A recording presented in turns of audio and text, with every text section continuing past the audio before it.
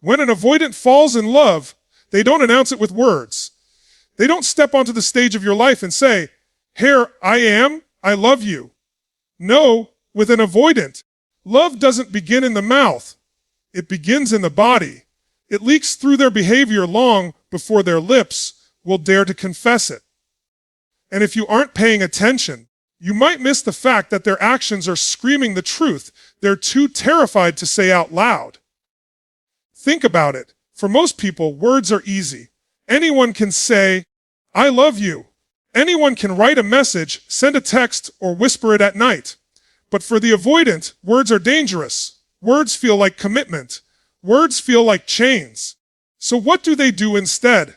They act. They reveal their attachment through subtle shifts in their behavior, through tiny but powerful signals that are so much more authentic than empty promises.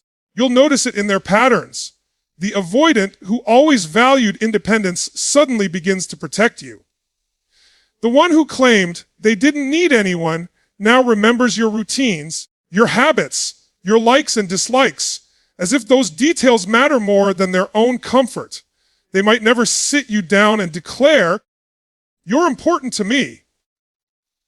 But you'll see it in the fact that they show up when it counts, that they step into the moments where presence matters more than any poetry. This is where people misunderstand avoidance. They think distance means disinterest. But that's not the truth. What you have to understand is that for someone who's wired to run, choosing to stay, even silently, even awkwardly, is an act of love. Their love doesn't come wrapped in roses and dramatic gestures. It comes in the quiet ways they break their own patterns for you. Psychologically, this makes sense. Avoidants build their identity around self-reliance.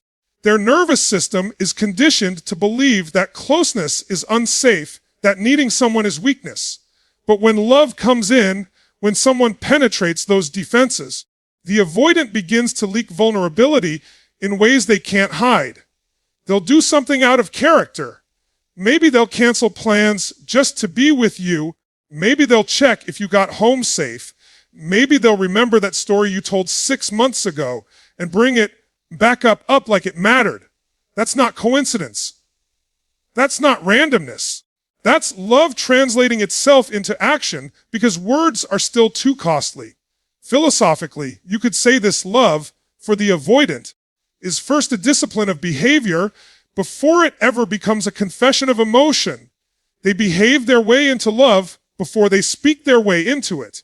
And if you look closely, you'll see that their actions are more honest than words could ever be.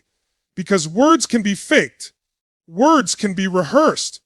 But action, the choice to show up, the willingness to bend their rigid patterns, that's raw, that's unfiltered truth. Imagine two people. One says, "I love you," 100 times but never follows through, never sacrifices, never adjusts. The other never says the words, but quietly makes sure you're safe, remembers the little things, and chooses you when it's inconvenient. Which one actually loves you? That's the paradox of avoidant affection. They may never give you the cinematic confession, but they'll give you evidence. Concrete, undeniable evidence in their actions. And here's the deeper layers. When an avoidant starts behaving in ways that contradict their own nature, it's because love has already bypassed their defenses. Their behavior is the signal that the fortress has already been breached. They might resist saying it. They might even resist admitting it to themselves. But behavior doesn't lie. The body speaks what the mouth cannot. So, when you're with an avoidant, stop obsessing over the absence of words and start observing the presence of patterns. Don't measure their love by how often they say it. Measure it by how consistently they act it. The gift of avoidant love is not in declarations, it's in demonstration. And the real question for you is this: will you be wise enough to recognize love when it doesn't come wrapped in words? Because if you're waiting for the speech, the declaration, the flood of verbal affection, you may miss the quiet but undeniable truth that's been living in their actions all along. Love, when it's real, doesn't always announce itself. Sometimes it simply shows up, And when it does, you'd better be ready to recognize it before it slips through your fingers. Love doesn't speak first.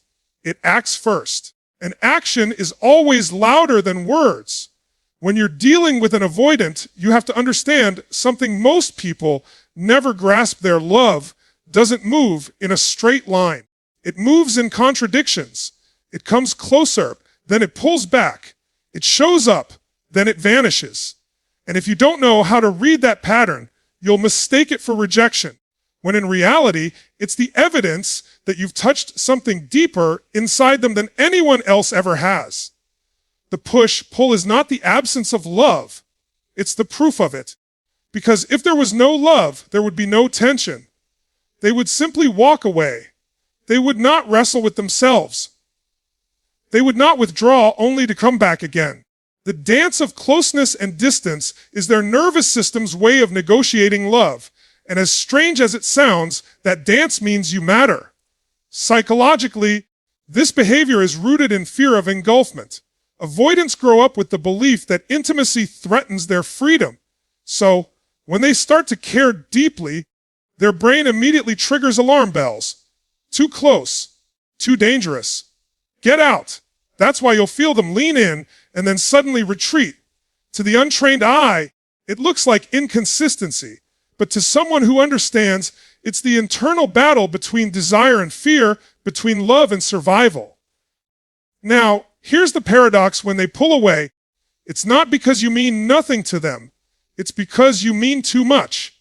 You've crossed into a territory where their defenses no longer feel safe, and the instinct to retreat is an act of self-preservation.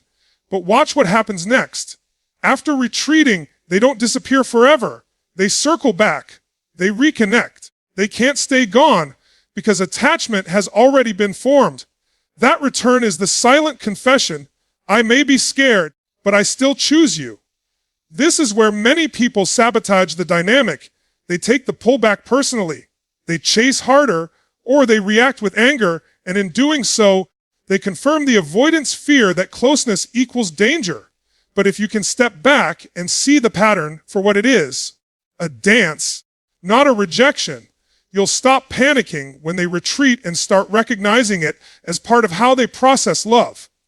Think about it this way, the push-pull cycle is their nervous system's training ground. Every time they come close and then back away, they are testing the waters of vulnerability. Every time they return, they're building a deeper tolerance for intimacy. It's uncomfortable, yes. It's messy, yes. But it's also progress. It's the slow rewiring of someone who has spent their life believing love is unsafe. Philosophically, this dynamic reveals something profound about love itself. True connection often emerges through contradiction. The avoidant is living proof that love doesn't always look like the storybook version. Sometimes love looks like tension. Sometimes it looks like retreat. Sometimes it looks like the courage to return after fear has driven them away. And isn't that, in some ways, more authentic? Because it's not easy. It's not automatic. It's a choice made against the grain of their conditioning. The push-pull dance forces you to confront your own expectations. Are you looking for comfort, or are you looking for truth?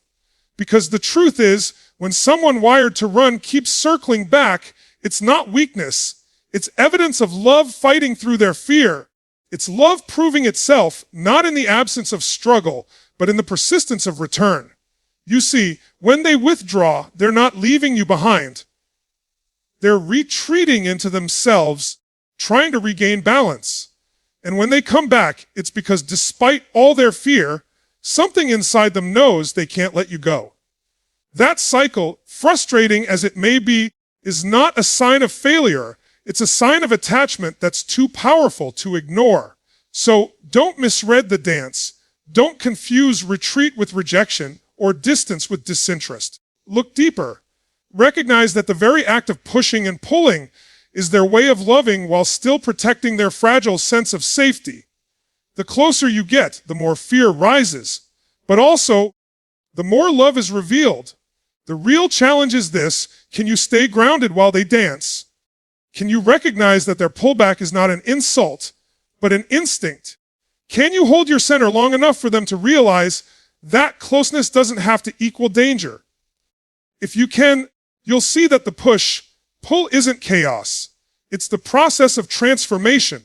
Because in the end, love doesn't always march forward in a straight, confident line. Sometimes love stumbles. Sometimes love takes 2 steps forward and 1 step back. But as long as the steps keep moving toward you, as long as they keep coming back after the retreat, you have to understand what that means. You matter more than their fear. And that is the deepest confession an avoidant can make. Distance doesn't mean they don't love you. It means their love is wrestling with their fear. And every return is proof that love is winning. Consistency is the confession an avoidant never speaks. You want to know the truth. It's not in the romantic words. It's not in the big promises. It's in the rhythm of their return. It's in the fact that no matter how far they run, no matter how many times fear drives them into silence, they always circle back. That is their "I love you." That is their testimony. And if you learn to see it, you'll recognize that it's more powerful than 1,000 empty declarations. Why is consistency so important? Because for someone wired to avoid intimacy, staying connected requires effort. It's not natural to them. Their instinct is to detach, to retreat into solitude, to regulate their emotions alone. So, when they keep coming back, when they continue showing up despite that instinct, you're witnessing a war being won. You're watching love overpower fear, not in grand gestures, but in steady, repeated choices. Psychologically, this is the heart of attachment theory. Secure people express love with ease. They can say it, show it, lean into it. Anxious people express love in urgency. They cling, they chase, they vocalize it constantly. But avoidants, their love is revealed in consistency. Because every act of consistency is a rebellion against their own wiring. Every return says, "I'm terrified, but I still choose you." Every steady presence says, "My instinct is to run, but my heart refuses to let go." Here's the mistake most people make. They're looking for fireworks. They want words dripping with romance. They want daily affirmations and visible displays of affection. And when the avoidant doesn't deliver those things, they assume love is missing. But what they don't see is that the quiet, repeated return is worth 10 times more. It's not flashy, but it's real. Because anyone can say, "I love you," in a moment of passion, but only someone who means it will keep coming back again and again, even after fear pushes them away. Philosophically, this is where we misunderstand the essence of love. We think love is about intensity, about the height of emotion. But in truth, love is about endurance. It's not about the loudest declaration, it's about the longest commitment. And that's what consistency represents. When an avoidant keeps returning, they're making a statement that goes beyond words. I may not be perfect. I may not know how to say it. But I am here, and I keep choosing to be here. The consistency is also the one thing that cannot be faked. You can fake passion for a day. You can fake intensity for a season, but you cannot fake showing up over and over again. You cannot fake the decision to re-enter someone's life when your entire nervous system is screaming for distance. That's why an avoidance consistency is the purest confession of all. Now let's go deeper. What does consistency mean for you? It means you must learn to recognize love in patterns, not just in moments. You must stop obsessing over what they said or didn't say and start asking yourself, are they still here? Do they keep showing up? Do they return even after fear pulls them away? Because that pattern is the evidence of attachment. That pattern is the truth beneath the silence. Think of it like this. Imagine a tide that pulls back but always returns to the shore. That's avoidant love. The retreat is inevitable, but so is the return. And it's the return that matters, because it proves there's something magnetic, something binding, something undeniable pulling them back toward you. That pull is not habit. It's not convenience. It's attachment. It's love refusing to let fear have the final word.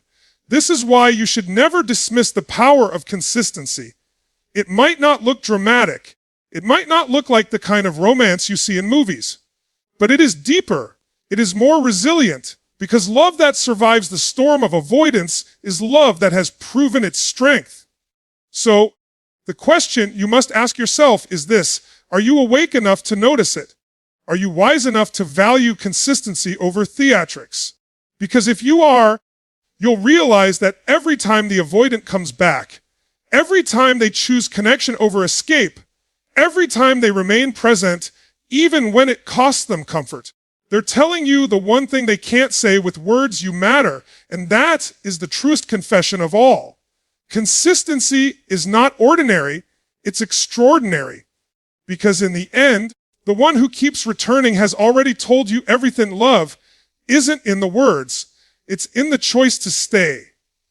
Here's the truth most people never notice. When an avoidant loves you, the real proof isn't in the big gestures. It's not in the public displays of affection. It's not in the loud declarations. It's in the quiet, invisible acts that no one else sees. The hidden ways they care, the small decisions they make that protect you, honor you, and value you. Even when they don't tell you about it.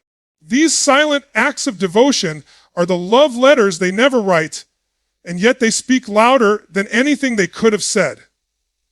Think about how an avoidant moves through the world. They're guarded. They don't give away their heart easily. They don't broadcast their feelings because that feels too vulnerable, too risky. But that doesn't mean they're not loving. It means their love comes out sideways, in action, in subtlety, in devotion disguised as practicality. They may not sit across from you and pour out their soul, but they'll fix the problem you didn't even know you had. They'll remember the detail you thought they ignored. They'll defend you when you're not in the room. That's their language. Psychologically, this makes sense. Avoidants are uncomfortable with overt displays of vulnerability, but love still demands expression. The human psyche cannot suppress attachment forever. So instead of verbal declarations, they default to action. They express through doing, not saying. For them, repairing something that matters to you, showing up when you didn't ask, or anticipating your needs is safer than, "I love you." But if you know how to read it, those behaviors are just as profound, sometimes more so. What's fascinating is that these acts are rarely acknowledged because they don't advertise them. They don't say, "Look at what I did for you." They do it silently, almost in secret, as though the act itself is enough. And maybe that's the point. For an avoidant, the authenticity of love is not in the announcement, but in the action itself. When they quietly rearrange their life to support you, when they sacrifice without drawing attention to it, it's their way of saying, "This is how I love. This is how I show you you're important." Philosophically, it challenges us to rethink what devotion really means. We live in a culture obsessed with words and gestures. But real devotion is not in the spotlight. It's in the shadows. It's in the choices no one else notices. It's in the moments that never make it onto social media, the moments that don't need applause. The avoidant, in their silence, reveals this deeper truth. Love is not proven by how loudly you say it. It's proven by how consistently you live it. And here's the paradox. Because they don't verbalize it, many partners miss it. They mistake silence for indifference. They miss the small things because they're searching for big things. And in that blindness, they fail to recognize that the avoidant has already given them proof. That meal you didn't have to cook. That detail they remembered. That small thing they fixed without saying a word. Those aren't random acts. Those are devotion. Acts of service rooted in love. You see, the avoidant's love is hidden in the ordinary. And if you want to truly connect with them, you have to develop the eyes to see it. You have to recognize that sometimes the truest love doesn't shout. It whispers. It doesn't demand recognition. It quietly sustains. And that takes maturity. It takes wisdom. Because if you can't see it, you'll always feel unloved, even while being deeply loved. And that's the tragedy for so many people. They walk away from avoidance thinking, they never showed me love, when in fact, Love was there all along. In the details, in the hidden gestures, in the sacrifices no one else noticed. The avoidant was speaking their love language. The partner just didn't know how to listen.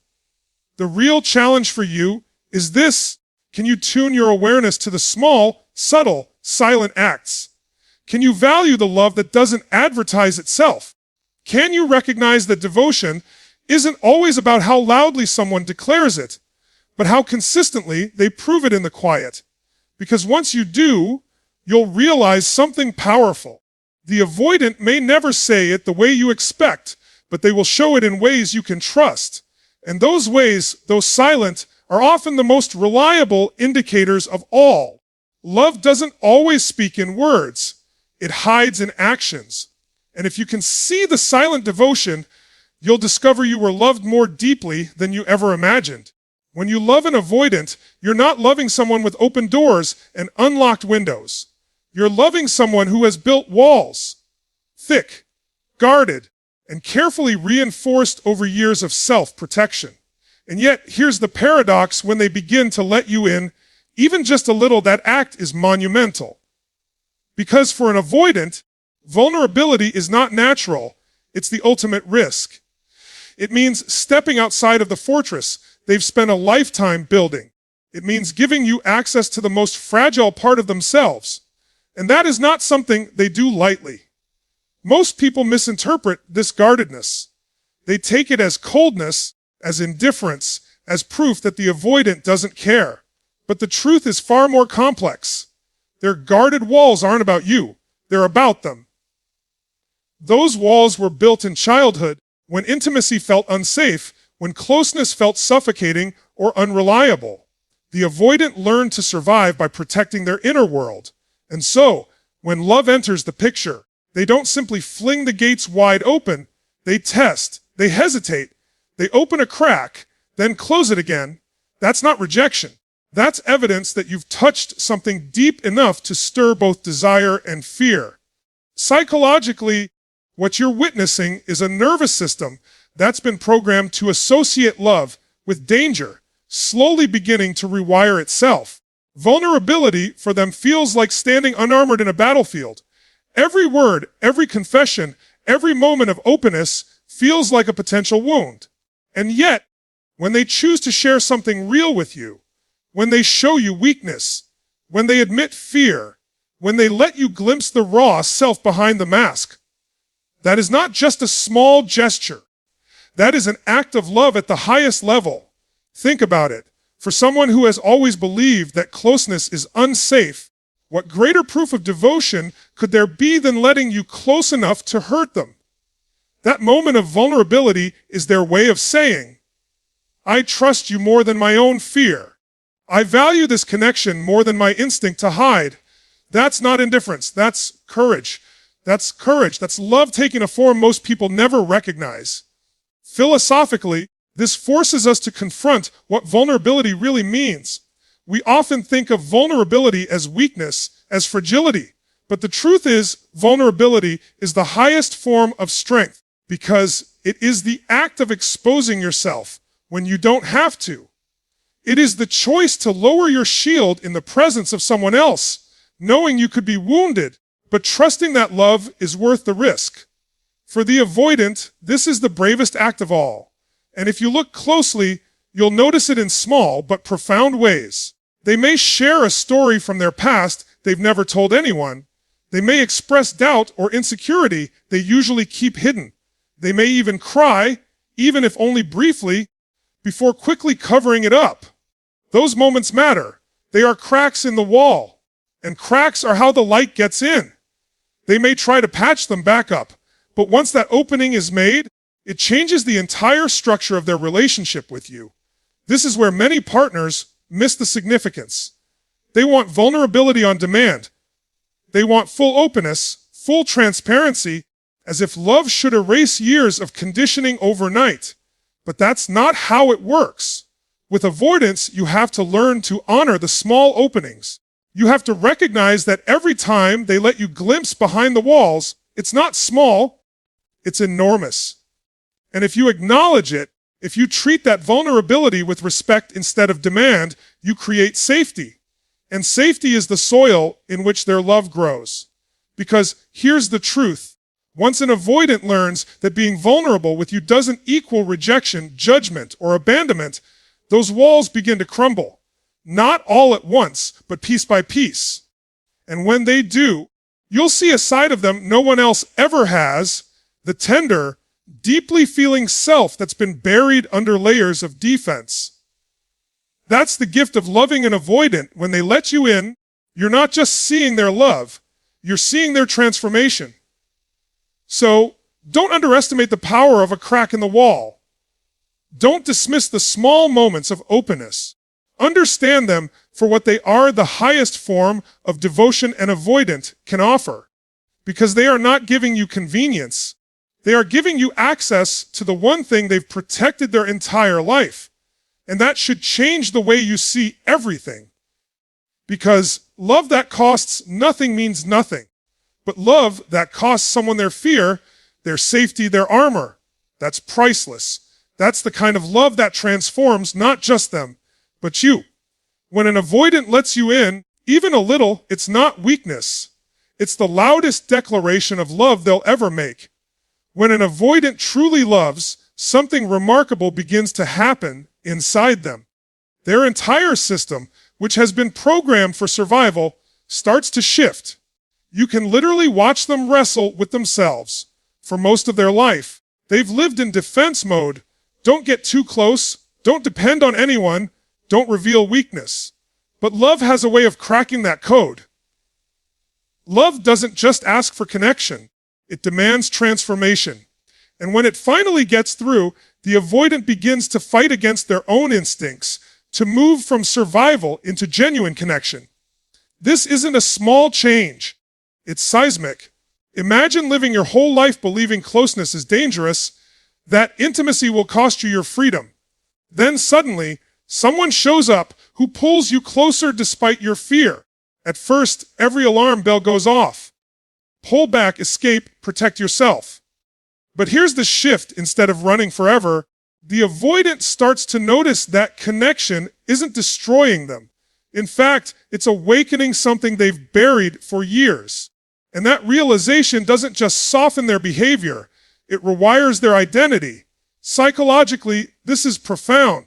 Attachment research shows that avoidants regulate their emotions by withdrawing, by relying on themselves.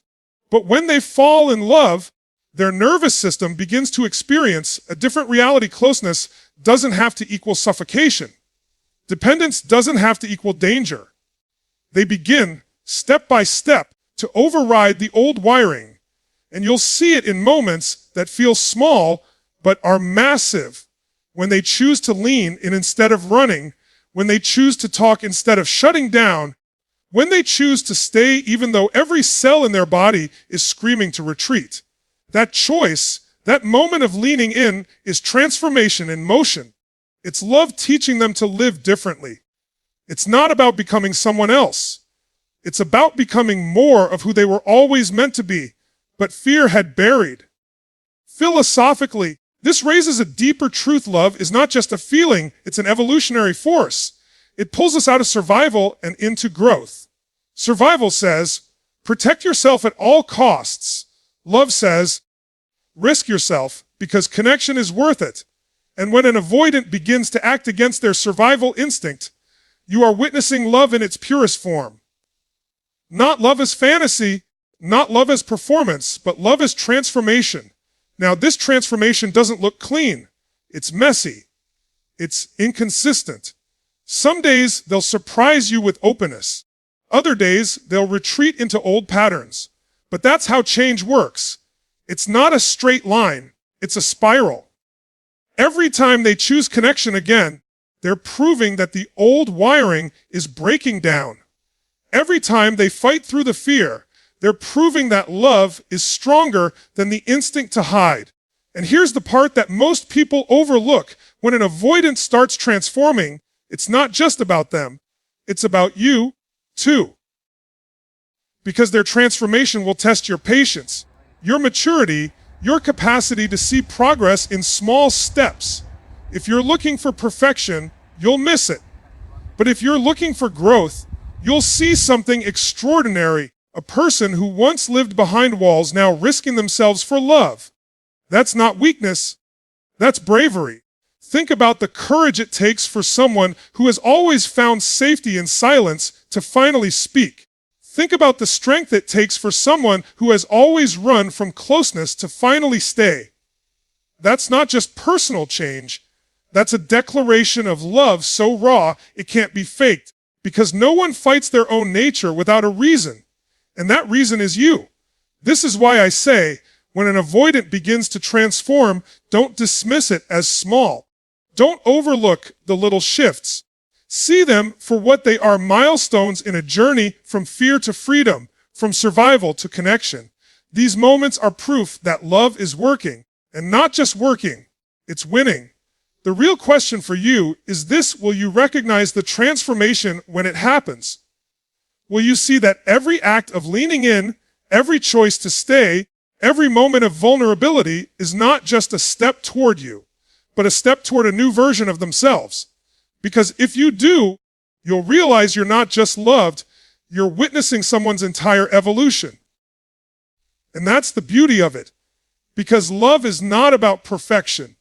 Love is about transformation. It's about two people growing into something they could never have been on their own. And when an avoidant chooses connection over survival, when they choose love over fear, they are proving with their life what their words may never capture, that you matter more than the walls, more than the fear, more than the safety of solitude. When an avoidant transforms, it's not just love, it's evolution. And the moment they choose you over fear, you're not just loved. You're chosen against every instinct they've ever had. That's not just love, that's devotion.